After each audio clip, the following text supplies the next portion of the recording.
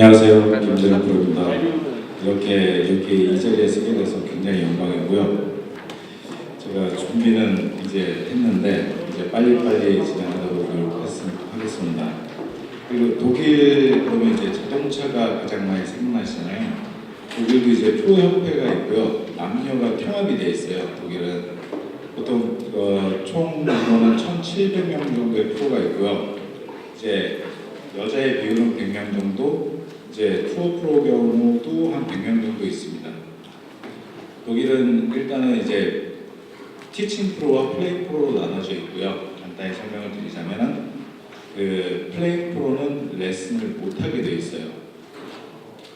왜냐면 이제 저희가 교육 과정을 밟고 티칭 프로만 레슨이 가능하고, 이제 플레이 프로 마틴 카이머 같은 경우도 개인 레슨 안 하고 클리닉적으로 자기의 샷에 대한 설명만 하고, 이제 다른 부분은 개인적인 레슨 같은 경우는 진도만 하지 어떻게 그 표면적으로 할 수 없게 저희가 정해져 있고요. 그래서 어떻게 보면 이제 티칭 프로지만은 나 내일부터 플레이 프로 할 거야. 그러면 할 수 있지만 플레이 프로가 나 티칭 프로 내일 할 거야. 그럼 못하게 돼 있어요. 과정을 다 2년이라는 과정을 밟아야 돼요. 티칭 프로가 되기 위해서는 5년 과정이 있지만 플레이 프로에게는 혜택이 이제 주어져서 2년 정도의 과정만 밟으면 티칭 프로의 자격이 가능해지고요. 그리고 이제 제가 책이 굉장히 두꺼운데 제가 최대한 줄여가지고, 어떻게 보면 제가 한국에 지금 7년 정도 있었거든요. 저는 이제 용인대를 일단 들어갔다가 골프 전공으로 들어갔다가 이제 골프가 너무 힘들어가지고 독일에서 딴 일을 하기 위해서 갔다가 어떻게 기회가 돼가지고 독일 프로협회에 과정을 참여하게 돼서 어떻게 저렇게 5년 과정을 통해서 시험을 합격을 겨우 했습니다. 그래가지고 제가 한국에 온 이유도 이런 자리에 쓰고 싶어서 이렇게 열심히 노력하면서 7년 동안 한국에서 일을 했어요. 어떻게 운이 좋아가지고 여러 군데서 일을 했고 결과도 좋았고, 근데 이제 막상 와보니까 굉장히 떨리네요. 제가 지금 그래서 제가 했던 과정들을 추려서 지금 만들어 봤거든요. 레슨을 어떠한 방법으로 어떻게 설명을 하면서, 독일에서는요 레슨할 때 설명은 다 똑같이 해요. 독일 프로들이 1,700명이 똑같이 과정을 밟은 사람 똑같이 한다고 보시면 되고요. 그 외에 그 레슨을 풀어가는 방식들은 다들 개성에 따라 틀려지겠죠. 저 같은 경우에 처음에 한국 갔을 때 설명을 너무 많이 하게 되니까 너무 복잡해져서 레슨이 진행이 안 된 부분이 있더라고요. 그래서 어떻게 보면은 한국식에 맞게끔, 한국 레슨 방법에 맞게끔 그렇게 변화가 되는 부분도 많이 있더라고요. 그것도 필요한 부분이기도 하고요. 이제 한국이랑 이제 여기랑 틀린 점은 외국은 부분적인 움직임에 되게 초점을 맞춘다 그러거든요. 한국 같은 경우는 되게 조화로움 같은 움직임에 대해서 되게 초점을 두게 되는 것 같아요. 제가 했던 경험상으로요. 그래서 처음에 레슨을 시작할 때 법칙에 대해서 일단은 설명을 할게요. 딴 분들도 이제 여기 보시면 1번에서 7번까지 이제 제가 파트를 나눴는데요. 여기서 가장 중요한 건 나중에 빅바디라고, 이제 독일에서는 비스크라는 이제 단어를 쓰는데 한국 단어로 바꿔보니까 빅바디가 되더라고요. 나중에 이 부분을 설명을 드렸을 때 다음에 레슨 하실 때 모두 다 똑같은 설명을 하실 수 있게끔 제가 설명을 드릴 거예요. 그리고 레슨의 법칙 같은 경우 이제 8가지 임팩트 형태 같은 경우는 아까 그랬듯이 이제 그 트랙맨 할 때 그거에 약간의 플러스된 요인이 있고, 이상적인 백스윙, 레슨의 기초가 되는 3가지는 뭐 그립이라든가 플레인에 대하든가 백스윙에 대한 이 3가지가 있고, 9가지 볼 구질에 대한 이해를 했다면요 빅바디가 굉장히 쉬워지게 돼 있거든요. 그 볼에 대한 빅바디라는 단어를 설명했을 때 볼, B가 볼이고요, I가 임팩트, 그다음에 C가 클럽이고, 바디가 몸 전체, 그립에 관한 거나 팔의 움직임에 관한 거, 손목의 움직임에 관한 거 여러 가지로 인해서 설명을 할 때 편하게 할 수 있게끔 제가 한번 만들어 봤습니다. 자, 그러면은 레슨을 시작할 때, 다들 레슨을 시작할 때 많은 질문들을 하실 거예요. 저 같은 경우는 이런 식으로 질문을 드려요. 이제 기본적인 방향 가이드라인 잡기, 뭐 몇 개월 정도의 어떠한 목표를 가지고, 그리고 구력은 얼마나 되시는지, 연습량, 일주일에 3-4번 연습하시는지, 한두 번 연습하시는지, 마지막 레슨이 언제쯤 이루어졌는지에 대해서 묻고, 레슨 목표, 그러니까 타수를 줄인다거나, 어떤 분은 타수를 줄이고 싶어 하시고, 어떤 분은 드라이버 거리를 늘리고 싶어 하시고, 어떤 분은 그리고 그 스코어를 줄이고 싶어 하시는 분도 있고요. 그리고 부상당한 부분에 대해서 굉장히 많이 초점을 두죠. 어떤 분은 어깨 부상이 있고, 손목 부상이 있고, 다리, 여러 가지 부분이 있기 때문에 그 상황에 따라서 레슨의 방향을 잡기도 합니다. 그리고 클럽 확인도 하고요. 클럽 확인은 이제 아이맥 편한지 드라이버 편한지 둘 다 불편하신 분도 있지만은, 대부분 이제 보셨을 때 드라이버의 경우 헤드 크라운이 많이 달아있는 부분이 살펴봤을 때 있다면요, 아니 그분은 굉장히 찍어치는 분들, 업라이트하게 찍어치는 분들 같은 경우는 숏 아이언에서 7번 아이언까지는 굉장히 임팩트가 업라이트하게 들어가기 때문에 잘 맞지만은, 롱 아이언의 경우나 드라이버의 경우는 굉장히 심한 슬라이스가 나는 경우가 있어가지고 딱 여쭤봐요. 쇼다이언은 정말 잘 치시나 봐요. 근데 드라이버는 왜 이렇게 많이 달아있을까요? 그러면은 딱 말씀하세요. 본인의 가장 문제점이 되는 거는, 거의 10분 중에 9분이 저한테 오셨을 때는 슬라이스 때문에, 이제 슬라이스가 비거리에도 손실이 있으니까요. 그런 부분이 굉장히 많이 오시고요. 그리고 레슨할 때 그 부분의 성향에 대해서 저는 직접적으로 여쭤봐요. 보셔야지 잘 치십니까? 아니면 느끼셔야지 잘 치십니까? 보셔야지 잘 이해를 한다는 거는 봐야 된다는 거거든요. 그때 여쭤봤을 때 이해를 해야 된다면은, 의사 선생님들분이, 의사 선생님, 변호사분들은 굉장히 이해를 잘 해야지 잘 치는 분들이 있고, 어떤 분은 이제 샷의 느낌에 따라서 잘 치는 분이 있고, 그거에 따라서 두 가지가 있는 분들은 굉장히 이제 좀 머리가 아프죠.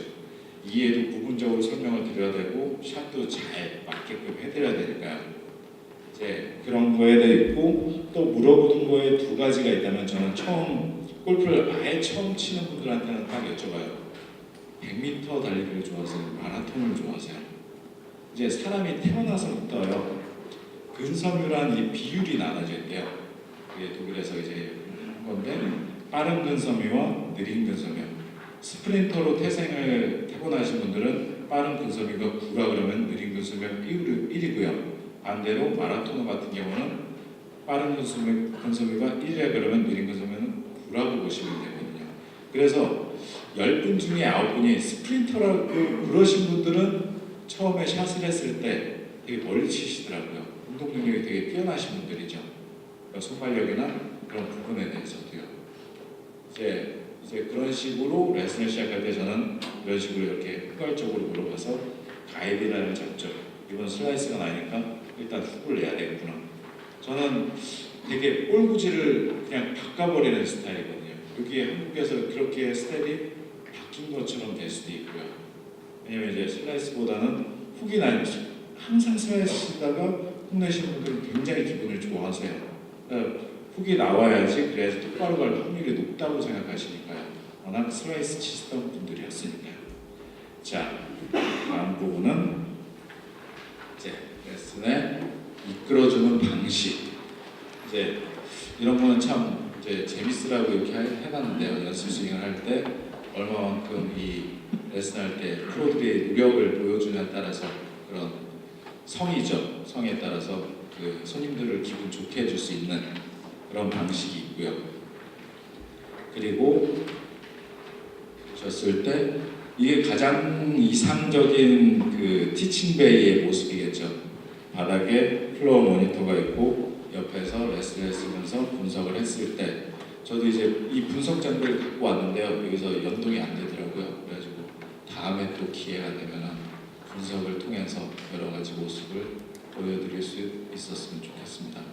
그리고 레슨을 이끌어갈 때 어떤 방식으로, 이 같은 경우는요, 도우미가 채랑 필요한데, 보시면은 자세를 보여드릴게요. 그립을 잡았을 때 저는 이제 한 손으로 하기도 하거든요. 이제 이런 경우 같은 경우는 정면을 보여주시겠어요? 정면을 봤을 때 손목에 움직임이 너무 많으신 분들이나 생크가 나시는 분들은 손등과 클럽 페이스를 자제할 수 있으면서 이끌어주는 방식이고요. 여러 가지 방식들은 여러 가지 있어요. 뒤에서 잡으시는 분들도 있고 앞에서, 옆에서. 근데 독일에 있어서는요, 뒤에서를 잡으려면요 선수들 위주로만 잡게 돼 있어요. 아마추어 분들은 어떻게 휘두를지 모르기 때문에 부상 위험 때문에 프로들이 다칠 수가 있기 때문에 항상 정면에서, 저 같은 경우는 이쪽을 봐주시겠어요? 전 봤을 때 저는 다리를 먼저 집어넣게 돼 있어요. 저희는 다리를 먼저 집어넣고 그립을 바꿀 시에는 무릎을 꿇고 최대한 성의 있게 바꾼다는 의미로 이렇게 바꿔주고 조작을 하기도 하죠. 이게 좀 여성분들한테 되게 어필이 많이 돼요. 그죠? 뭔가 계속 꿇었다가 폈다가 꿇었다가 하니까 되게 고생해 보이잖아요. 그러니까 좀 맛있는 것도 사주시고 그러시더라고요. 이런 식으로 방식이 있고, 또 하나의 방식은 이제 여러 가지 잘못된 움직임에 대한 방식에도 설명이 나와요. 맨 윗그림에 보셨을 때 클럽을 이끄는데 같이 보게 되면은, 그죠? 이거는 어떻게 보면 효율성이 떨어지겠죠. 그런 부분에 대해서 조심성이 있어야 되고요. 그럴 때는 아예 채를 놓고 보라 그래요. 그런 포지션을 확실하게 잡아주기 위해서. 또 세 번째 그립을 보면은 손을 앞으로 가는데 이끄는데 머리는 반대편으로 트시는 분들이 있더라고요. 이런 분들은 정면에서 양손으로 컨트롤 해주는 게 더 효과적이라도 보고요. 그리고 어깨 턴은 안 되고 그냥 손으로만 이렇게 미시면은 어깨 회전이 안 되게 돼 있어요. 그럼 팔로만 던지시게 되겠죠? 이런 것도 이제 하지 말아야 될 부분에서 설명을 해드리죠. 그리고 측면에서 첫 번째 그림을 봤을 때, 옆으로 돌아보시죠. 봤을 때 손의 위치가 너무 가까이 붙었을 때는, 그죠? 채 이끌림보다 손의 앞 때문에 이게 틀어지게 되는데, 손에 그 학생의 손의 앞을 느끼기 위해서는요, 채를 10cm 정도 바깥쪽으로 잡아서 이끌게 되면 그 사람의 그립의 앞을 느낄 수 있고 정확한 플랜에 따라서 이끌 수 있는 그런 길이 만들어진다 그러죠. 그리고 이제 세 번째, 첫 번째 글을 보시면요, 채를 선생님도 갖고 있고 이제 학생도 갖고 있어요. 근데 채를 갖고 선생님은 설명을 하고 있는데 학생도 연습 중을 하고 있어요. 그것보다는 데몬스트레이션, 설명을 하기 위해서는요, 효과적으로 하는 방법은 채를 뺏어서 하는 게 가장 효과적이라고 합니다. 그죠? 뻘쭘하긴 하겠지만 이 방법이고요. 자, 그러면 이제 이거는 다운스윙에 관련돼서, 이거는 그냥 근육에 다운스윙 때 다운스윙 시 아웃 인으로 들어오시는 분들, 자, 그 방법은 보여드리겠습니다.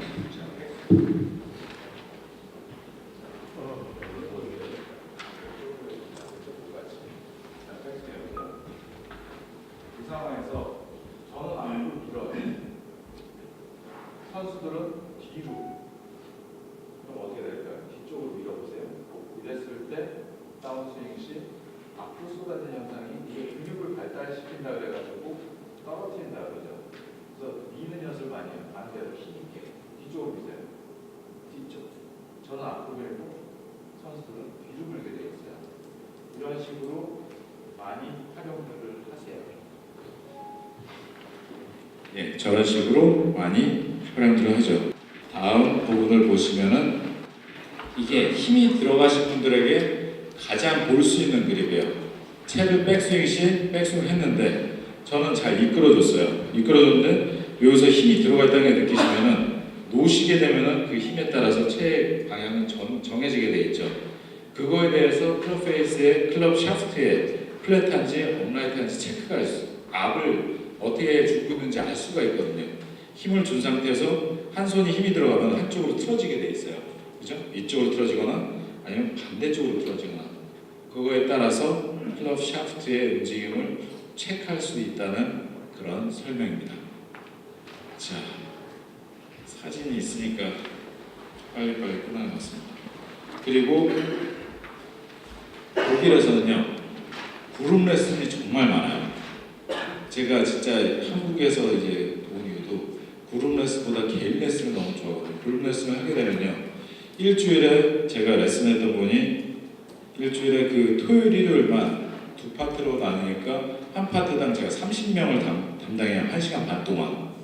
1시간 반 동안 그 30명을 그 아이언 7번으로 100m 이상 나가게 만들어야 되는 미션이에요. 어떻게 보면. 그거 어떻게 됐어요? 그러니까 30명을, 그러니까 총 1시간 반 동안 또 한 파트를 30명을, 처음에는 정말 힘들었어요. 그 사람들 설명을 하기도 그렇죠. 왜냐면은 독일에서는요, 제 선생님이 있어요. 독일에서는 선생님이 제자를 데리고 있을 때 1년 동안 레슨을 못하게 해요. 옆에서 레슨을 지켜보기만 하게 해요. 그때 할 수 있는 거는 이제 골프 규칙과 에티켓, 그 정도밖에 저희가 공부를 할 수밖에 없고요. 나머지 부분은 스윙 분석한다거나 이제 그룹 레슨하는 거 도와주는 부분이 있고요. 그리고 그렇게 되죠. 예, 그래가지고 30명을 빨리빨리 하려다 보니까 굉장히, 이것도 어떻게 보면 굉장히 도움이 되는 부분이에요. 그 30명을 빨리빨리 한 사람씩 이렇게 해서 어떻게 부분을 만들어가지고 빨리빨리 손발력이 빨라지면서요, 스윙을 되게 빠르게 고치게 되더라고요. 그러니까 겪으면은 하게 된다는 약간 그런 게 있는 것 같아요. 그래서 요새 한국도 추세가 약간 그룹 레슨으로 주차를 만들어서 그런 레슨을 한다는 자체가 굉장히 좋은 현상이라고 보거든요. 이제 그룹 레슨 같은 경우는 여러분들도 많이 해보셨겠지만은 처음에는 되게 설명하기 힘들지만은 나중에 하다 보면은 되게 어떤 부분을 빨리빨리 바꿔야 될지 그런 순발력이 생기시게 되면 레슨할 때 되게 편하신 부분이 있거든요. 그리고 저보다 더 잘 하시는 분들도 굉장히 많으시거든요. 제가 지금 저희 일하는 그룹장에 프로님이 16분이 계신데 저보다 더 잘하시는 것 같아요. 제가 너무 배울 점이 많아가지고 열심히 배우고 있습니다. 자, 그러면 레슨의 법칙에 따른 거는 여기까지 되고요. 뭐 레슨의 법칙에 대해서 손님들의 문제점이나 제기할 때 어떻게 답변을 주시는 부분에 대해서도 좀 궁금한 부분이 많아요. 이런 분들도 있잖아요. 잘 맞았는데 어떻게 잘 맞았는지 모르는 부분. 그런 분들은 느끼시긴 하는데 이해를 못 하시는 부분이죠. 어떤 분은 컴플레인을 하시는데 제가 어떻게 답변을 해드려야 될지 모를 때도 저도 정말 많아요. 그래서 아직까지 배울 점이 많다고 느끼거든요. 딴 프로님들은 그거에 대한 해답을 주시는 분들도 굉장히 많거든요. 그리고 제가 레슨을 하면서 제가 보기에는 제가 3,000명 이상 레슨을 했던 것 같아요. 어떻게 짧은 시간이었지만은 그런 그룹 레슨. 그러다 개인 레슨을 하는데 제가 딱 한 명, 그러니까 힘이 없어서 못 치는 분은 어떻게 할 수가 없는데 스윙이 안 나와서 하는 분이 딱 이런 스윙이 있어요. 저도 너무 고치고 싶더라고요. 어떻게 스윙을 하시냐면요, 다운스윙 할 때 오른발을 뒤로 빼세요. 제가 이걸 여러 가지로 바꾸려고 노력해보는데 이걸 도저히 못 바꾸겠더라고요. 그래가지고 독일 같은 경우는요, 필드에 나가기 위해서는요, 프로들한테 시험을 봐야 돼요. 프로 사인이 있어야지 필드에 나가서 볼을 칠 수가 있어요. 그렇죠? 신기하죠? 운전면허처럼요, 저희는 골프 규칙에 대한 문항이 150문항이에요. 30문항씩 5문항이거든요. 한 번 떨어질 때마다 다시 보셔야 돼요. 5문항을 돌아가면서. 그래가지고 되게 프로들이 일하기에는 좀 더 좋은 환경이긴 하지만은, 예, 환경이네요. 예, 좋은 환경입니다. 그죠? 저 시험을 본다는 게 참 신기하잖아요, 프로들한테. 그래가지고 골프 규칙하고 에티켓, 여기서 규칙에서 어떻게 떨어져 있는데 어떻게 하셔야 돼요? 뭐 2클럽, 뭐 1클럽, 그런 부분에 대해서 다 시험을 보거든요. 그러니까 실기 시험도 보고, 실기 시험은 이제 홀당 3개 오버 이상은 홀을 집으셔서 다운으로 가셔야 됩니다. 그래서 점수를 줘서 그 점수가 54개 미투 왔을 때 합격 표준을 드려요. 그러면은 그 클럽에서 핸디캡 카드가 나와가지고 그걸로 대회를 나갈 수가 있어요. 독일 같은 경우는 이제 골프 프로 대회는 3부 투어가 이제 3부 투어가 있고 2부 투어는 유러피안 투어, 칠리 투어에서 유러피안 투어로 가는 투어가 있죠. 근데 아마추어 투어는요, 아마추어 대회는 6부 리그까지 있어요. 정말 많죠. 저도 깜짝 놀랐다니까요. 아마추어 대회가 오히려 프로 대회보다 갤러리가 더 많다고 보실 수가 있어요. 그래서 프로들은 자기 클럽에 그 클럽 같은 경우는 클럽에서는 프로들을 되게 위하죠. 왜냐면은 프로들이 잘 가르쳐야지 아마추어들이 잘 쳐서 대회 나가서 그런 팀플레이전이나 매치 플레이 같은 거 했을 때 그 자기네 클럽을 알릴 수가 있으니까요. 그러니까 축구의 분데스리가를 보시면 될 겁니다. 참 대단하죠. 그리고 이제 헤드의 방향, 이제 임팩트 8가지 임팩트의 형태에 대해서 설명을 드릴게요. 어떻게 보면 다 한 가지인데 이건 트랙맨에서 했던 거랑 똑같아요. 어떻게 보면 페이스의 임팩트 순간 그립 끝은 그립 회전 축 기준으로 변화하는 데 볼 수 있다. 스퀘어의 경우 클럽 헤드가 목표 방향과 직각을 이루었을 때 볼을 방향으로 가는 거를 스트레이트 볼이라고 하죠. 그 다음에 푸시 같은 경우는 직각을 봤을 때 우측으로 직각을 봤을 때 푸시, 풀 같은 경우는 풀. 근데 풀 후계에는 두 가지의 경우가 있어요. 로프트가 변화 없이 풀옥이 되는 것과 로프트의 그립 끝이 틀어져서 편도가 낮아진다는 건 로프트의 변화가 있다는 거죠. 그러니까 이런 경우 같아요. 제가 봤을 때는 저도 이제 책을 보지만은 어떤 분이 볼을 치셨는데 채를 놓치면서 맞으면서 자쳤을 때, 그죠? 돌아가는 축이죠. 채가 돌아가면서 맞았을 때는 낮은 탄도에 풀 훅이 나와요. 그러니까 어떤 분들은 칠 때 이렇게 꼬꾸라진 볼이 약간 그립 끝이 돌아갔을 때라고 보시면 되고요. 반대로 그냥 틀림없이 뒤틀림없이 풀훅이 나왔을 때는 미뤄지는 경우에는 탄도의 변화가 없어요. 돌아가면은 당연히 탄도의 변화가 생기니까요. 반대로 푸시 슬라이스의 경우 깎아친 푸시 인에서 아웃으로 뒤틀림 없이 미뤄지는 것을 푸시 슬라이스. 하지만은 그립 끝이 틀어진 경우는 돌아서 틀어진 경우는 오른쪽으로 높게 갈랐다가 더 높게 탄도의 변화는 더욱 높아진다고 나와 있습니다. 자, 그 다음에 어떻게 보면은 다 똑같은 거예요. 제가 봤을 때는 클럽 헤드의 움직임에 대해서 이거 봤을 때 왼쪽으로 갔을 때 왼쪽으로 틀어진 경우하고 왼쪽으로 직선으로 갔을 때 경우, 오른쪽으로 직선으로 갔을 때하고 오른쪽으로 틀어졌을 때 경우하고 임팩트 포지션을 보시면은 저게 그립 끝이 틀어졌다는 것을 볼 수가 있겠죠. 헤드의 방향에 따라서요. 자, 그리고 다음 부분은 다이나믹 라이 같은 경우는 지면과 클럽 헤드 솔 부분의 가계 변화가 다이나믹 라이라고 칭한다. 어드레스지 클럽 솔이 지면에 닿았을 때를 고정된 스타틱 라이, 그죠? 어드레스 썼을 때 스타틱, 가만히 있는 라이죠. 그리고 실제 샷을 했을 때는 다이나믹 라이라고 그러죠. 위아래로 움직이는 것.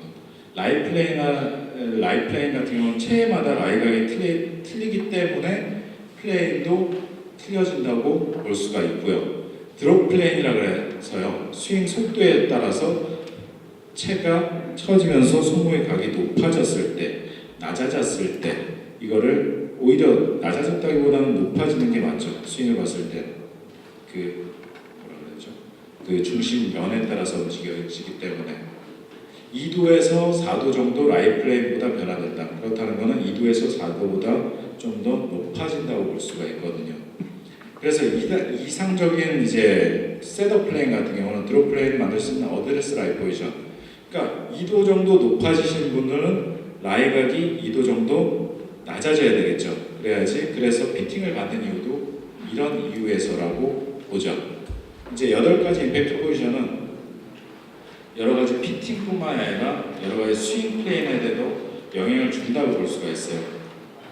자, 그 다음에 다이나믹 로피트, 움직이면서 그립 끝, 손의 위치, 그립의 위치에 따른 다이나믹 로프트에 영향을 미치죠. 임팩트도, 그죠? 자, 다이나믹 로프트에 영향을 주는 거는 클럽 로프트, 채 로프트에 있고요. 그 다음에 샤프트의 강도에 따라서 킥 포인트가 틀려지기 때문에, 또한 어택 앵글이 들어오는 따라서 손의 위치가 틀려지기 때문에, 그죠? 이 세 가지로 볼 수가 있습니다. 그래서 키포인트에 따라서 로우 킥일 때 하이 앵글, 하이 킥일 때 로우 앵글. 임팩트 시 이것도 어떻게 보면 첫 번째 했던 거랑 똑같아요. 오픈된 상태에서 더 오픈됐을 때는 다이나믹 로프트는 더 높아지고 반대로 클럽 헤드가 닫힌 상태에서 더 닫혀지면 다이나믹 로프트는 낮아지게 된다. 근데 하지만 클럽에 오픈된 상태에서 또는 클로즈된 상태에서 맞게 되면 로프트의 변화는 없다고 보시면 되죠. 그 로프트 그대로 가신다고 보시면 돼요. 그죠? 그래가지고 어떻게 쉽게 보면은 이거죠. 손의 위치가 임팩트 순간에 앞에 있냐, 중간에 있냐, 뒤에 있냐에 따라서 임팩트 순간에 다이나믹 로프트는 틀려진다고 봅니다. 자, 그래서 그림으로 놨을 때, 자, 왼쪽 위에 같은 경우는 선수들이 정확한 임팩트 포지션과 모시기의 등왼손과 클럽 샤프트가 일직선을 이루고 있고요. 자, 두 번째 같은 경우는 레깅이 너무 심하다기보다는 왼손 등의 각이 너무 밑을 향하고 있기 때문에 이런 경우 같은 경우 볼을 맞고서 굉장히 바닥을 심하게 맞게 돼 있어요. 그래서 오히려 이런 분들은 숏아이언은 괜찮지만 로어 아이언 같은 경우는 굉장히 너무 낮은 탄도로 가서 거리가 안 날 수도 있죠.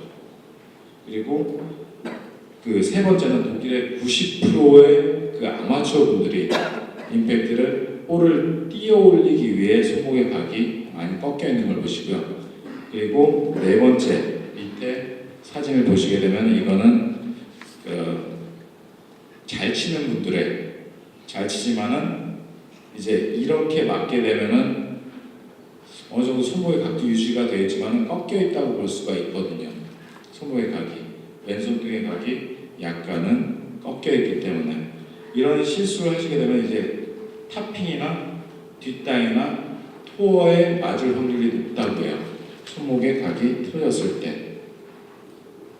자, 그리고 어택 앵글은 자, 다음번을 보시면은 임팩트에는 두 가지가 있겠죠.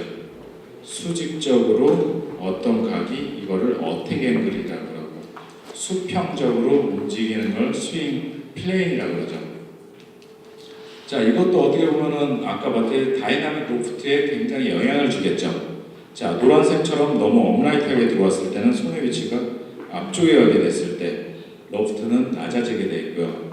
뉴트럴, 그 다음에 플랫하게 됐을 때 손의 위치가 임팩트 순간 볼의 앞에 있는지 뒤에 있는지에 따라 틀려져 있게 되고 스윙 플레인이 아웃윈이나 인투 아웃, 인투 인일 때 여러 가지 발생되는 임팩트가 발생할 수 있죠. 수직적 임팩트가. 자, 그리고 세 번째가 수평적 임팩트. 한마디로 스윙 플레인이죠. 수평적 골프 클럽의 움직임에 따른 헤드의 방향. 이상적인 스윙 플레인 같은 경우는 골프 클럽이 목표 방향으로 정확히 움직였을 때죠. 수평적 스윙 패스 또한 수직적 스윙 패스에 영향을 준다. 자, 그 이유는 이제 스윙 플레인의 표면이 아웃 투 인으로 이루어졌을 때 클럽 헤드는 업라이트하게 들어가면 다이나믹 로프트는 줄게 되겠죠. 반대로 스윙 플레인이 인투 아웃으로 이루어졌을 때는 임팩트 구간이 굉장히 안으로 플랫하게 들어갈 수 있죠. 그렇기 때문에 탄도가 높아지는 다 뉴트럴을 기준으로 그리고 기준했을 때 이렇게 보시면 되고요. 자, 그리고 수직적 스윗스팟은 두 가지로 나눠요. 그냥 스윗스팟에는 두 가지가 있다고 보시면 되죠. 위를 맞는지 아래를 맞는지, 토어 쪽에 맞는지 힐 쪽에 맞는지. 자, 이거를 가지고 저희 같은 경우는 이제 거리를 측정하는 부분에 대해서도 이제 자료로 쓰이죠. 이제 듄이라는 건 얇게 맞았다 그래서 손목이 뒷땅을 맞고 타핑이 났을 때, 그리고 팻이라는 건 뒷땅을 맞고 볼 아래로 파고들었을 때 뒷땅이라고 그러죠. 그래서 한국적인 부분에 있어서 레슨할 때, 설명할 때 굉장히 말하는 부분에 있어서 되게 여러 가지로 불편한 부분이 많더라고요. 찍어치라고 설명하면 맞긴 한데 좀 더 어떻게 보면은 딴 단어가 있지 않을까 요새는 생각을 하거든요. 어떻게 보면 어드레스 하려면은 더 벌리세요 그런 부분에 있어서도 좀 넓게 쓰세요 약간 그런 부분으로 바뀌는 부분도 있더라고요. 저는 이게 레슨하면서 그렇게 변화되는 부분도 있었던 것 같아요. 자, 그리고 수평적 스윗팟은 토어나 힐, 토어 쪽에 맞았을 땐 열리고 힐 쪽에 맞았을 땐 닫혀서 제일 1번에 있었던 그 킬러 페이스에 아니면 샤프트에 영향을 틀어지는 부분에 대해서 영향을 줄 수도 있고요. 그죠? 그래서 모든 부분이 다 글로 8가지 나눠있지만 한 가지라고 보셔도 되거든요. 자, 그 다음에 볼의 임팩트에 영향을 줄 수 있는 마지막 부분이 클럽 헤드 스피드예요. 저는 이 부분에 있어서 이 자료들을 보고요. 그냥 활용을 하는 편이에요. 그러니까 지금 이제 트랙맨을 저희 클럽에서 구비를 하고 있어서 이 정도 지수가 나오면 뭐 어느 정도의 수준이 된다 할 정도의 자료로만 보시면 돼요. 이제 보셨을 때 드라이버 140마일에서 160마일, 롱 드라이버 챔피언십, 아니면 PGA 투어에서는 105에서 125마일, 그 다음에 70패치는 아마추어들을 평균으로 봤을 때 90에서 105마일. 그죠? 그러니까 어떻게 보시면 어떤 분들에게 희망을 줄 수 있죠.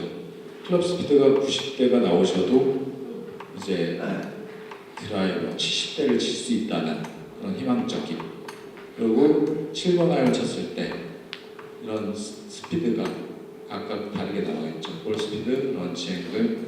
이거는 참고 자료로 쓰시면 굉장히 좋으실 것 같아요.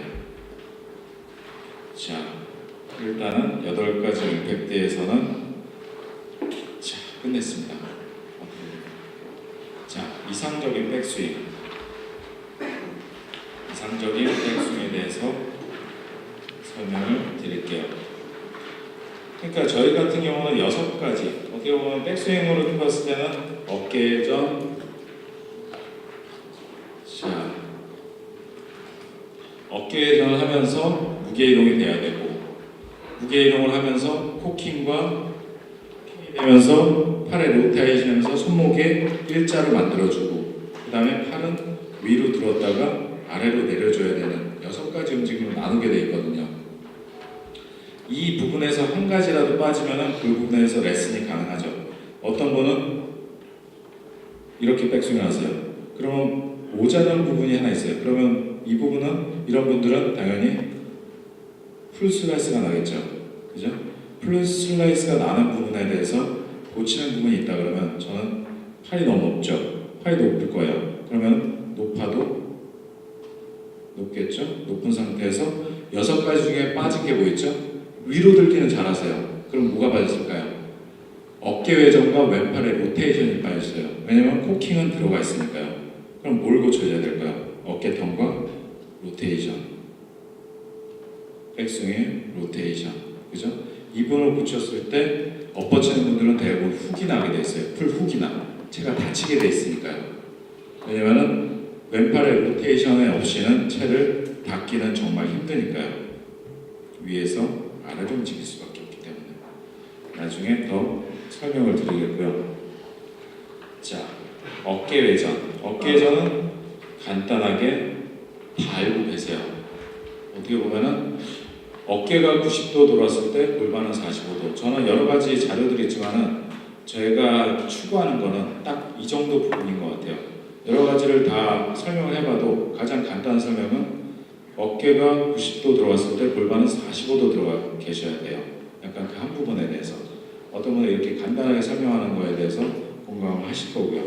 그리고 백스윙에서는 이게 책에서 나온 거예요. 저는 근데 이게 좀 다르게 생각하는데 그 시작하는 부분이 발, 백스윙의 시작이 발, 골반, 어깨, 팔, 코킹이라고 되어 있어요. 왜냐하면 팔과 코킹은 연동이 되지만은, 그러니까 어떻게 보면은 생각해 봤을 때 무게가 가면서 동시에 이루어야 되지만 테이크백에 체가 먼저 가기보다는 독일에서는 약간 무게 이동을 하면서 자연스럽게, 왜냐하면 골프라는 것 같은 경우는 한 가지 움직임이 아니라 여러 가지 움직임이 조합을 이루는 스윙이라고 생각하거든요. 그렇기 때문에 이런 식으로 갔다가 반대로 올 때도 코킹, 팔, 어깨, 골반, 발 이렇게 써 있어요. 이런 걸 증명할 수 있는 부분이 또 나오더라고요. 이건 어떻게 보시면 일반인들을 위한 레슨 방식이라고 보시면 돼요.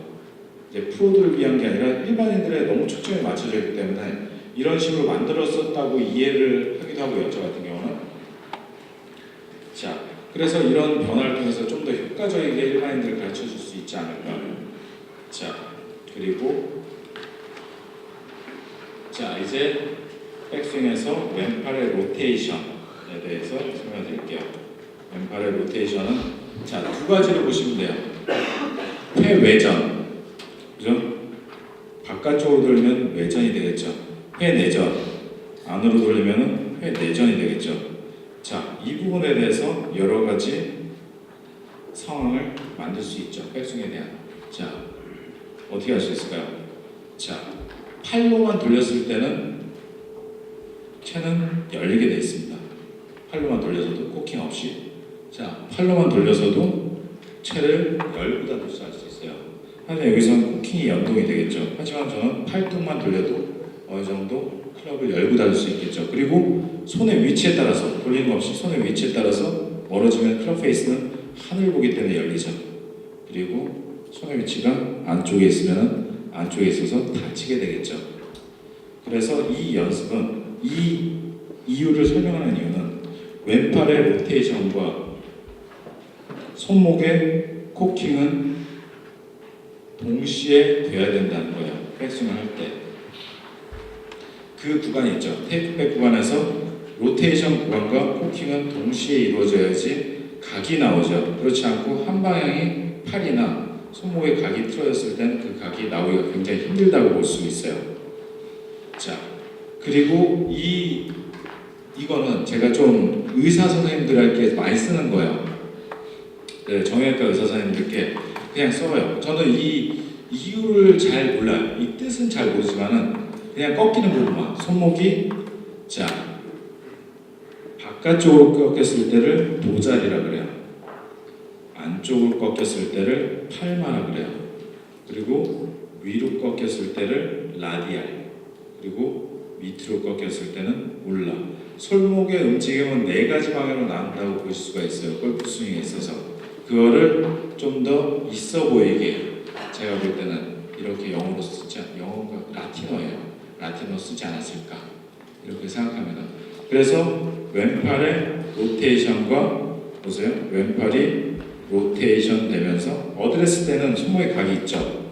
근데 코킹이 되면서 라디아를 했을 때 손목의 각은 없어지게 돼 있어요. 로테이션을 하면서 이렇게 올 수 있죠. 이렇게 되면 근데 클럽은 업라이트하게 되거든요.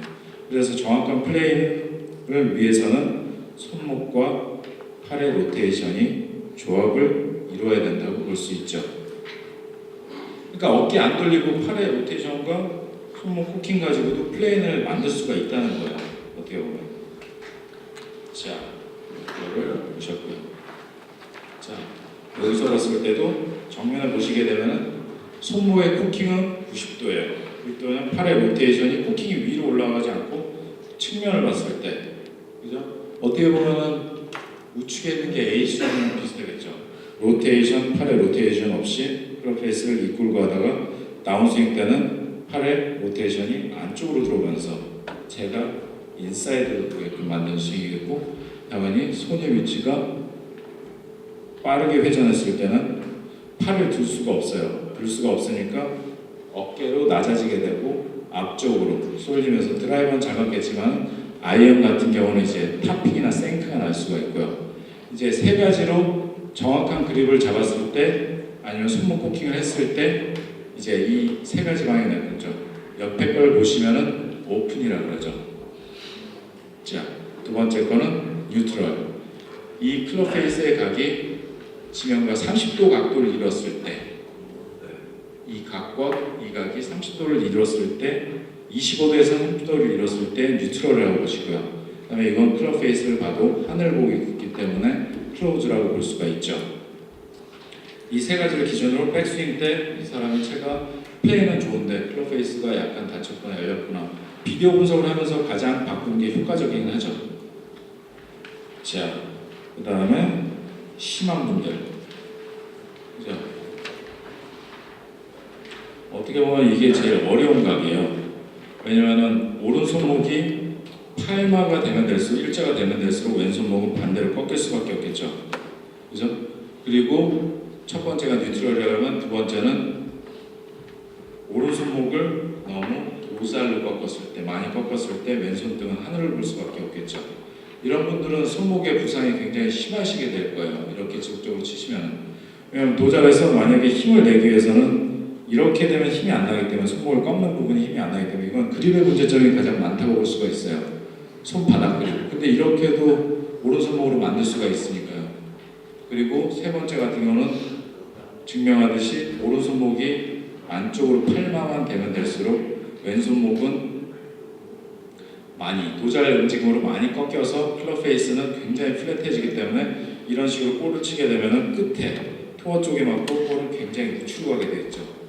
근데 저는 만약에 이런 분들이 위에 팔마 되신 분들이 있으면요 이렇게 바꿔요. 이렇게 하시라고. 근데 너무 이렇게 심하게 되신 분들은 이렇게 하셔도 볼이 잘 맞더라고요. 근데 항상 레슨은 반대 상황을 생각하는 게 일단 우선이고 그 다음을 그걸 조금씩 교정하는 게 저는 맞다고 보거든요. 자, 그 다음 부분은 자 팔을 위에서 아래로 어떻게 보면은 팔이 들려지지 않으면 스윙은 어떻게 될까요? 6가지 중에 팔의 로테이션하고 코킹만 했으면 어떻게 될까요? 몸에 붙어 있겠죠. 그래서 팔은 들린다고 말을 해요. 위로. 그래서 아래로 내린다고 하죠. 다운스윙 스타트 때 들렸다가 내렸다가 6가지를 봤을 때 이렇게 되죠. 스윙을 봤을 때 6가지를 보여드릴게요.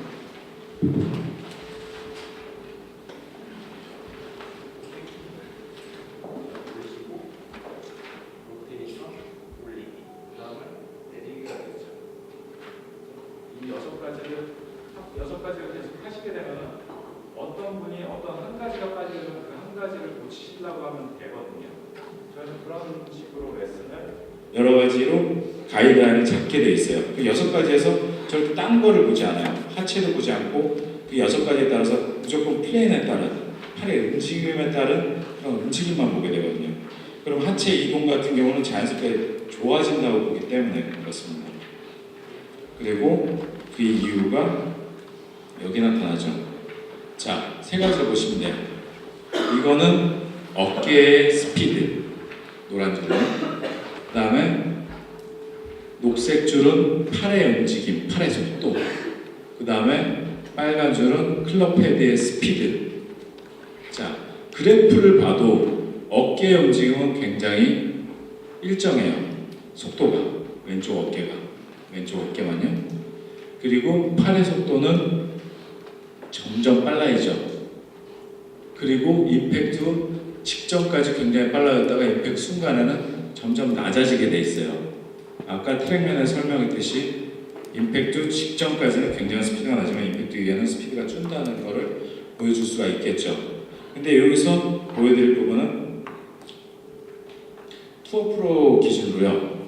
드라이버의 팔의 속도가 42km가 나와요.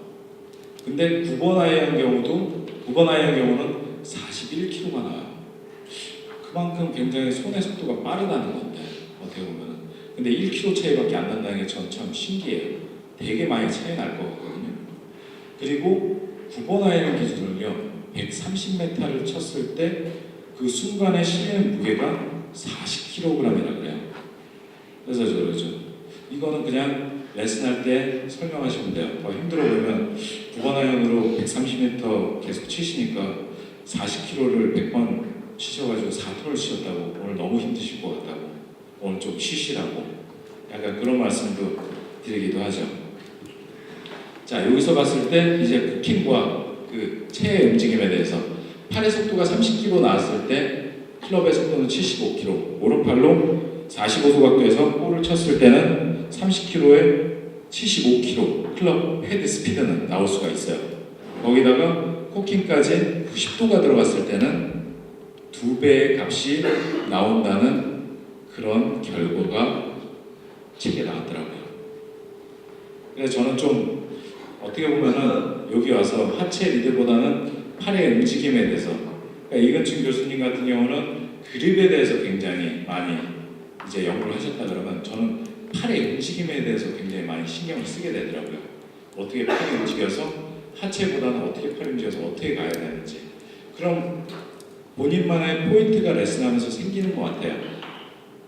자, 그리고 비유를 했을 때 낚싯대 비유를 하게 되더라고요. 이게 어떻게 보면 그냥 설명하기 좋게 이 정도 45도 각도의 90도에서 20도 각도의 70도가 가장 이상적인 각도다. 그리고 1번을 봤을 때는 1번은 채는 내려오고 2번은 브레이크가 걸린다 그러죠. 나오면서 브레이크가 걸려서 헤드가 지나가야 되니까, 저는 옛날에 생각하기를 손의 위치는 항상 앞쪽에 있어야 된다고 생각했어요. 근데 요새는 선수를 봐도 장타자를 저희 이제 골프장에서 140마일까지 치는 장타자 골프가 있어요. 130, 20, 이제 여기 어떤 프로도 125마일이 평균 나오더라고요. 저희가 같이 아까 설명했던 프로도요. 봤을 때 제가 물어봤어요. 어떻게 그렇게 스피드를 내냐? 딱 한마디 하더라고요. 굳은 살도 없어요.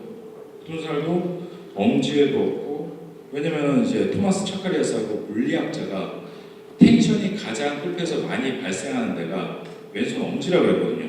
왼손 엄지에서 내려치는 텐션이 가장 많이 발생해서 저는 그걸 믿고 열심히 연습을 했죠.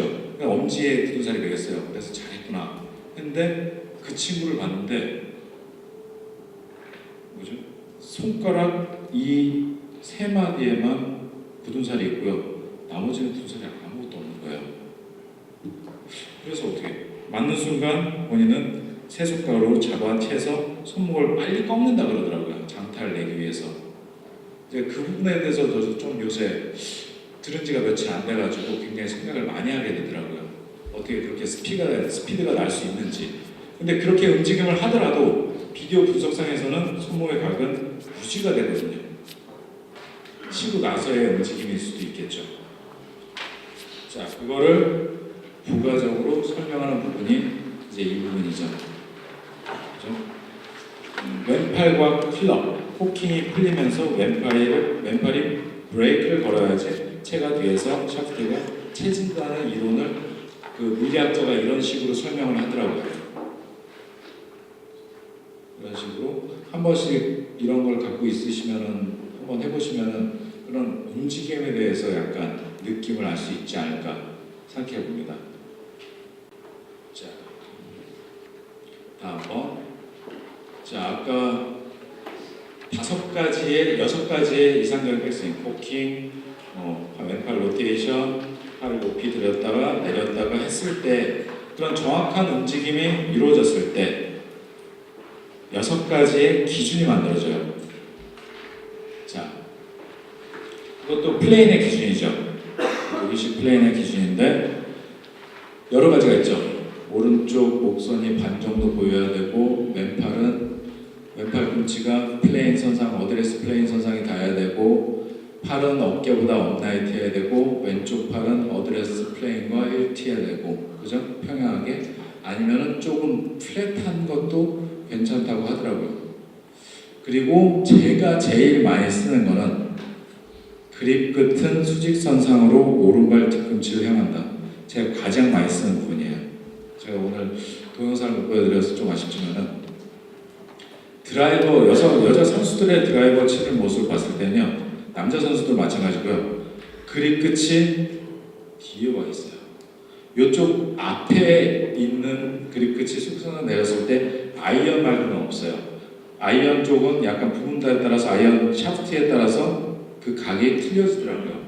이런 기준을 만들어 놓으니까 학생들을 가르칠 때 굉장히 편한 부분이 있어요. 그래서 저는 이 부분만 사용해요. 이 부분만 사용하고, 그리고 이제 콜린 몽고메리 같은 경우는 수직선상을 그렸을 때 약간 손의 위치가, 그립 끝의 위치가 약간 오른쪽 어깨 앞쪽에 있죠. 그래서 페이드를 친다는 거 볼 수가 있죠. 봤을 때 이렇게 보시면 돼요. 그립 수선상으로 뒤로 가면 뒤로 갈수록 훅, 앞으로 가면 갈수록 슬라이스.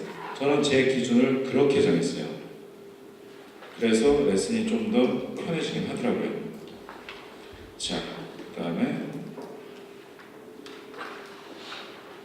그립에 대해서 상세하게 레슨의 기초가 되는 3가지. 아까 클럽 헤드는 8가지 임팩트의 형태에 대해서 말씀드렸고, 플레이 5가지 이상적인 백스윙 기준으로 다운스윙 플레이이 이루어지는 부분에 대해서 설명을 드렸고요.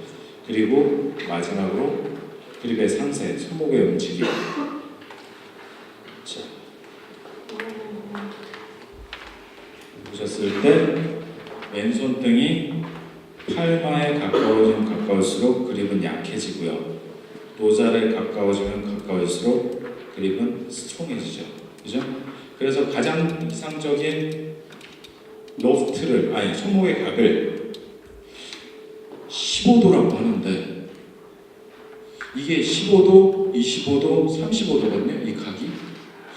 근데 제가 봤을 때는 15도보다는 25도가 좀 더 뉴트럴에 가깝거든요.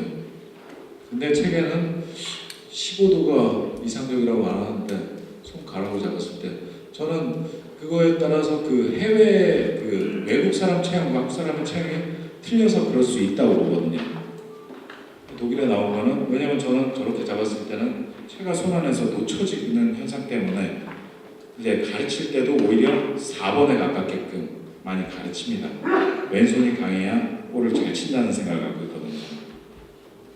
그리고 다음번을 봤을 때 그립에 이제 독일 같은 경우는 그립을 약하고 강하다고 했을 때 그 손목에 꺾일 수 있는 각의 양에 따라서 강하다, 약하다 보고 있거든요. 자, 보시듯이 위크 그립이잖아요. 어떻게 보시면은 오른손등이 앞을 볼 수 있으니까요. 근데 그립을 잡았을 때 볼이 왼손 엄지 위에 있을 때는요 손목의 움직임이 제한이 돼요. 보시면은. 그래서 스트롱했을 때는 손목의 움직임이 옆으로 자유롭게 꺾이지만 위에 있을 때는 옆의 움직임보다는 위의 움직임이 굉장히 제한이 돼서 많이 꺾이지 않으실 거예요.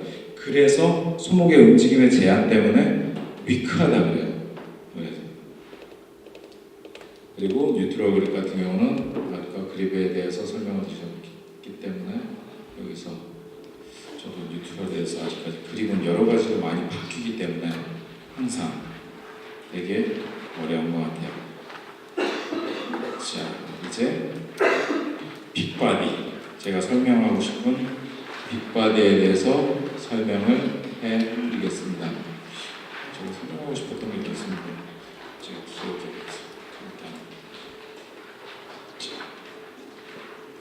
자, 볼 구질에 대해서 9가지의 볼 구질, 어떻게 보면 11가지죠. 슬라이스와 풀 슬라이스와 푸시. 어떻게 보면 슬라이스가 풀 슬라이스에 가까워. 슬라이스, 푸시, 스트레이트, 푸시, 드로우와 페이드가 빠졌네요. 여기서 봤을 때는 어떻게 보면 푸시훅이 목표 방향에 떨어지면은 드로우라고 볼 수 있고, 풀 슬라이스가 목표 방향에 떨어지면 페이드라고 볼 수 있죠. 자, 9가지 구질은 다 아실 거예요. 클럽 페이스가 아까 임팩트 순간에 클럽에 닫히고 열리는 현상에 대해서도 말씀을 드렸고, 훅 같은 경우는 약간 클럽 페이스가 인투인에서 다쳐 맞았을 때 다쳤는데 더 다치진 않았겠죠. 왜냐면은 그렇게 되었으면 훅에서 더 많이 꺾이는 낮은 탄도의 훅이 났을 테니까요. 슬라이스 같은 경우도 스윙 패스는 좋지만은 클럽 페이스가 임팩트 순간 열려 맞았을 뿐이지 그게 더 열리게 됐었으면 슬라이스에서 더 높은 탄도의 슬라이스가 났다는 그런 설명을 드렸고요. 그리고 풀 같은 경우는 아웃인에서 스윙 패스가 수직적으로, 그리고 풀 훅 같은 경우는 닫혀있는 상태에서 아웃인, 풀 슬라이스, 푸시, 푸시 훅, 푸시 슬라이스. 여러 가지 볼 구질에 대해서는 많이 들으셨을 거예요. 그 다음에 임팩트. 임팩트는 임팩트는 3가지로 볼 수 있겠죠. 인투인, 임팩트가 인투인, 아웃인, 그 다음에 인투 아웃 3가지로 보시면 되고요. 이거를 나중에 어떻게 설명을 드릴지 설명을 드릴게요. 자, 그 다음에 클럽 페이스와 샤프트. 자, 첫 번째 같은 경우는 클럽 페이스는 뉴트럴이지만 클럽 페이스는 클럽 페이스를 보는 부분도 여러 가지 방법이 있어요. 9시 포지션에서 기준이 정해진다는 거는 클럽 페이스에서 그립을 체크할 때 표시가 되지만 9시 포지션에서 이 각이 왼팔의 각이 이 클럽 페이스의 면과 15도를 이뤘을 때 가장 좋은 각도라고 하거든요. 이 끝에 면이 클럽 페이스와 약간 닫혀있죠. 이렇게 되면 열리게 되니까 수직이 되니까 오픈 페이스. 이 상태에서 포킹이 왼팔 로테이션과 오른손목 포킹에 의해서 왼손등이 일자가 되죠. 이러면서 10으로 가면 플러스가 돼서 30도가 된다는 거거든요. 클럽 페이스가 뉴트럴로 잡았을 경우에. 근데 클럽 페이스가 많이 닫혀있는 상황에서 오른손목 각이 들어왔을 때 각도가 여기서 9시 포지션에서 선수로 포킹이 가능해요. 근데 여러 방향으로 문제점을 봤을 때 이렇게 뜰 수 있는 분들도 있고 여러 가지 의미로 들어서 왼손목을 많이 꺾는 오른손목을 꺾여서 있지만은 뉴트럴로 봤을 때는 왼손목과 클럽 페이스 끝에 면이 15도를 눌렀을 때 위에서는 30도를 유지하고요. 여기서 나왔을 때 여러 가지 클럽이 있죠. 이거 같은 경우는 클럽 페이스는 오픈이죠. 안쪽으로 당기면서 오픈. 이 상태에서는 어떻게 할까요? 6가지 이상적인 움직임 중에서 팔을 올려야 되는데 이렇게 올리게 되면은 로테이션을 방해하게 돼 있어요. 그래서 위로 올라와서 스피닝이 발생할 수 있다는 거죠. 이런 스윙을 봤을 때 백스윙을 스타트를 아시게 되면 결과를 아실 수가 있다는 거죠. 다음 분 같은 경우는 클럽 페이스 샤프트가 굉장히 닫혀있죠. 닫히면서 손목에서 멀어지게 되고요. 이 상태에서 백스윙을 갔을 때 우리가 정하는 밖에 없겠죠. 그냥 클럽 페이스를 뉴트럴하게 만들기 위해서는 손목을 꺾으면서 클럽을 뚜렷하게 만들어줄 수가 있어요. 클럽이 뚜렷한 상황에서 볼을 치게 되면 어쩔 수 없이 안쪽으로. 근데 희한하게 뒤로 떨어뜨려서 볼을 맞히는 경우가 있어요. 근데 너무 플랫해져서 인사이드로 직방성 탑핑이 나겠죠. 손목을 쓸 수밖에 없으니까요. 그걸 끼우기 위해서는. 그래서 이제 클럽 페이스의 9시 포지션은 이런 식으로 닫히고 열리고 손의 위치가 앞에 있고 뒤에 있는 거에 따라서 다운스윙은 틀려지게 되어 있다는 것을 설명을 하고 있습니다. 자, 바디 같은 경우는 전체적인 몸이죠.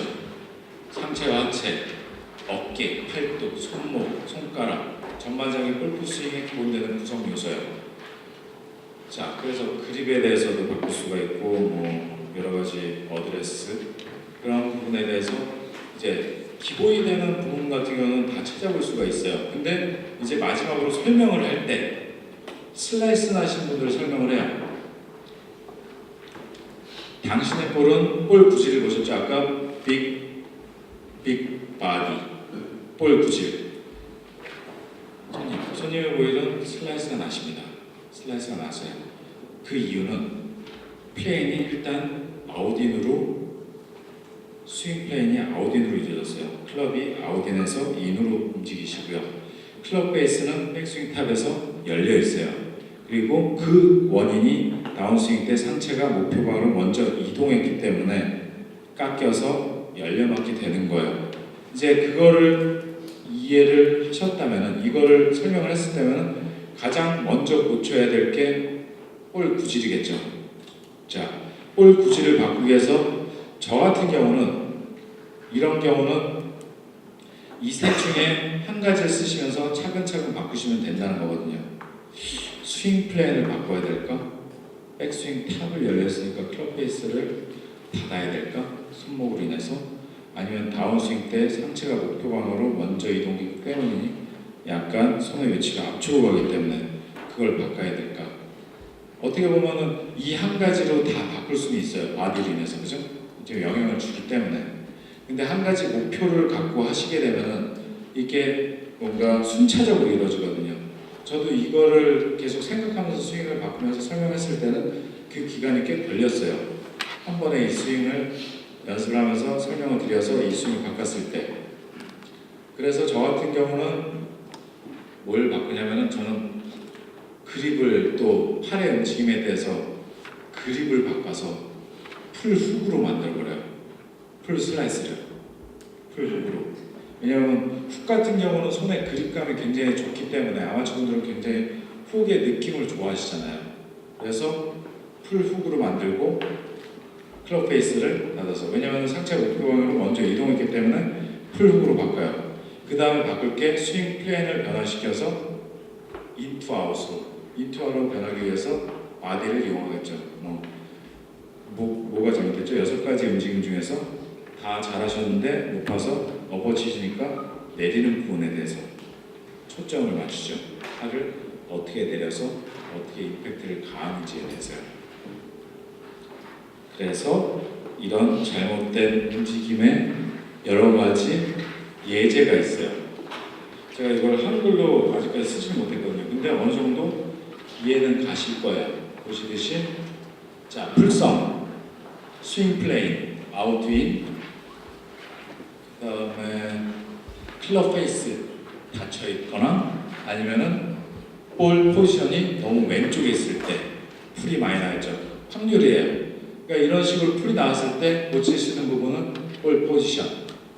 그죠? 이거는 이제 빅바디에 이용하기보다는 이런 상황을 봤을 때 자기가 얼마만큼 손발력 있게 대처하느냐에 따라서 예제가 나와서 이걸 풀어가는 단계거든요. 이런 식으로 여러 가지로 스윙을 풀어가다 보면은 굉장히 좀 손쉬운 레슨이 되지 않을까 생각합니다. 여기가 끝이고요. 혹시 질문이 있으신가요? 네. 네. 그 현재 강연 내용 자체가 위에서 그 하고 있는 프로그램을 하고 있고, 네네.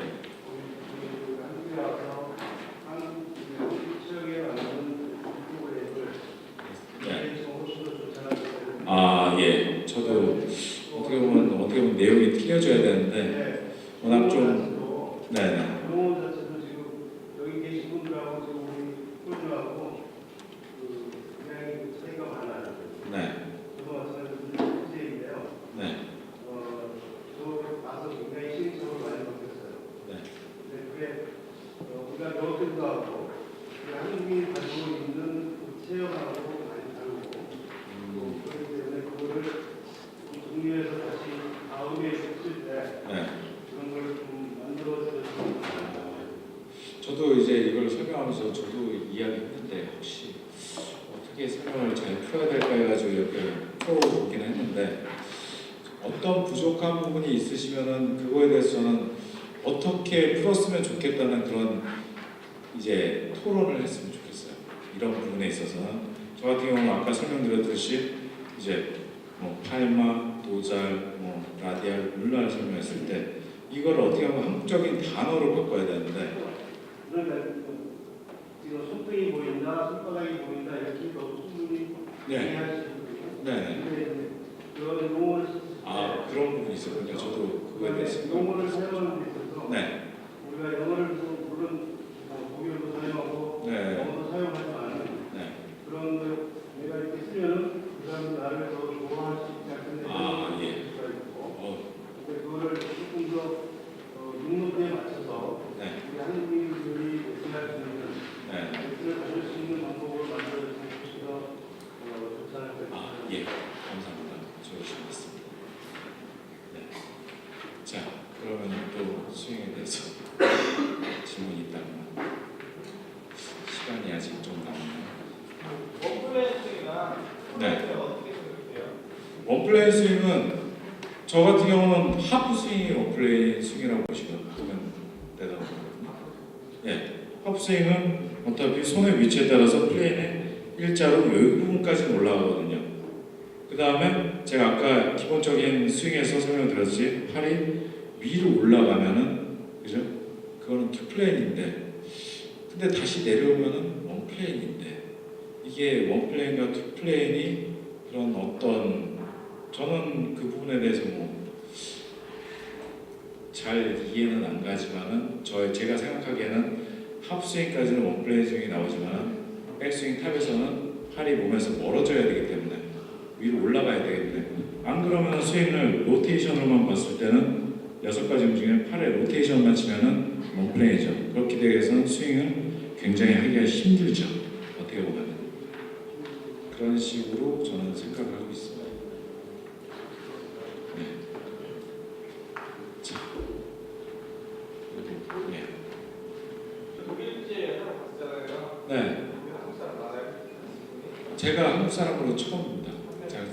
근데 이제 교포분들은 2분 계시고요. 한국 국적으로는 제가 처음이었고요.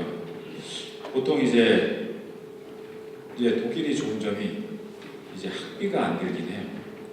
학비가 안 들어서 뭐 세이브 되는 건 많죠. 그리고 독일에서는 프로들이 이제 유럽 전체로 통합이 돼 있기 때문에 필드 나가는 게 다 무료거든요. 그러니까 이제 저도 처음에는 이제 딴 거를 갔다가 이제 골프장에 한번 가봤는데 그 분위기 환경이 너무 좋더라고요. 골프 치기에는. 미국은 안 가봤거든요. 근데 독일 가서 처음으로 그런 경험을 해보고 제가 골 치는 재주는 없어도 가르치는 재주는 좀 더 있었던 것 같아요. 그래서 가서 봤는데 그렇게 분위기가 너무 괜찮더라고요. 근데 제가 제일 싫었던 부분에 제가 한국에 왔던 부분 중에 한 가지가 아니 주니어도 일주일에 100명씩 와요. 금요일마다. 왜냐면 화요일은 숙녀의 날, 이제 수요일은 남자의 날, 목요일은 시니어의 날, 금요일은 뭐 킨더, 주니어의 날 해가지고 100명이 왔으면 저희 클럽 같은 경우는 프로가 2명밖에 없었거든요. 이제 독일이 골프장이 870개예요. 이제 프로들은 1,700명에 870개 클럽 하나당 프로가 9명 정도 일을 해요. 2에서 3. 그리고 골프 인구는 지금 한 60에서 70만 명 정도 되고요. 그렇기 때문에 2명밖에 일을 안 하기 때문에 그거를 레슨을 소화하기가 굉장히 힘들었어요. 그리고 2명이었는데 이제 세국으로 100명을 세국으로 나누면 30명이라고 보시면은 2명이니까 15명씩 나눠요. 근데 저는 또 이제 그때 당시 연습생이었으니까 이제 4살에서 6살짜리를 가르쳐요. 12명을. 그럼 제가 이 스테이션을 짜야 돼요. 독일은 그 킨더를 스윙을 가르치기 위해서는 아니에요. 잔디랑 어떻게 친해지는지 1번 스테이션, 2번 스테이션, 3번, 4번, 5번, 6번, 7번, 8번까지 만들어서 그 스테이션을 돌게 해야 되거든요. 그래야지 그게 확률적으로. 그래서 어떻게 보면 여러 가지 연습 방법을 많이 하겠죠. 근데 장점은 일단은 뭐 경사면이라든가 시켜도 충분히 가능하니까요. 여러 가지로.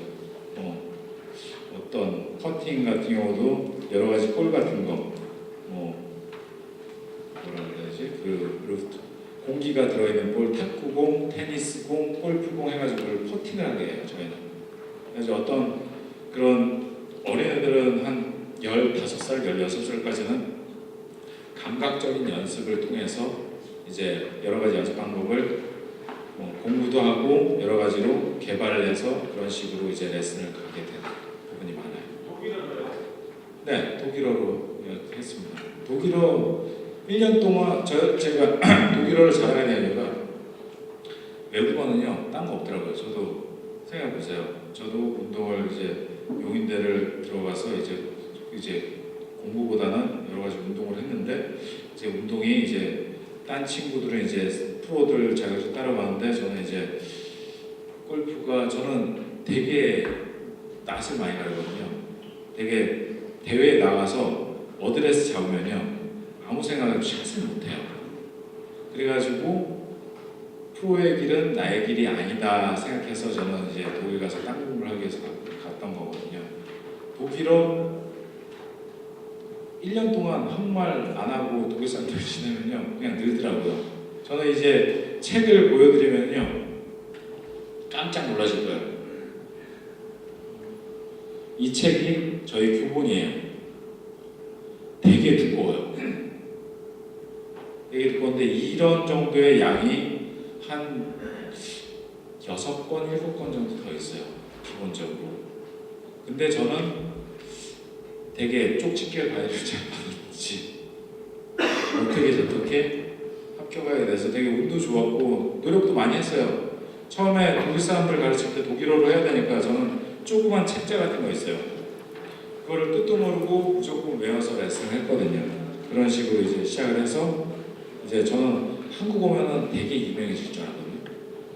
안 그렇더라고요. 그래가지고 그냥 열심히 일을 했죠. 그래가지고 지금 이제 이쁜 마누라 딸과 열심히 살고 있습니다. 그래서 이런 데 나와서 한 번 정도 경험은 해보고 싶었고요. 그리고 좋은 말씀도 주셔가지고 제가 어떻게 이런 다음 기회에 했을 때 좀 더 쉽게 간단하게 어떻게 하면 효율적으로 레슨을 가르쳐 줄 수 있는 방법을 더 이제 연구해야 될 것 같습니다. 그래도 또 질문 없으시면은 오늘 영광이었습니다. 감사합니다.